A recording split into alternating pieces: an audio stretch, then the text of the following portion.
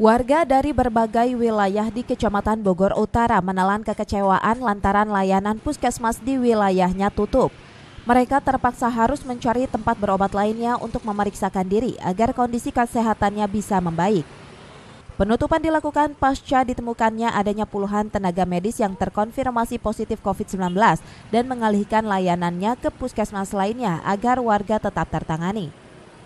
Sementara itu, petugas Palang Merah Indonesia Kota Bogor pada Rabu sore melakukan penyemprotan cairan disinfektan di area Puskesmas Bogor Utara serta rumah-rumah warga yang ada di sekitarnya. Beberapa ruang pelayanan serta akses masuk puskesmas pun tak luput dari semprotan petugas satu persatu. Mau periksa? Sakit apa? Panas. Ini tutup terus gimana dong? Ya, gimana?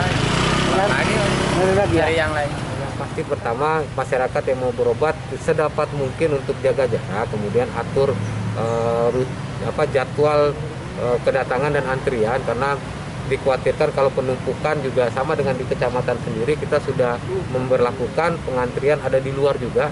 Bagi masyarakat yang akan melakukan pelayanan ke kami pun tidak banyak orang yang masuk ke dalam, tapi kita bagi sebagian di luar supaya mengantisipasi kedekatan dan kontak fisik antara masyarakat dengan masyarakat. Seperti diketahui, Pemkot Bogor menutup 4 puskesmas di sejumlah kecamatan selama 3 hari ke depan, menyusul terpaparnya 27 tenaga medis positif COVID-19 usai menjalani tes swab. Dari Kota Bogor, Herman Bons melaporkan.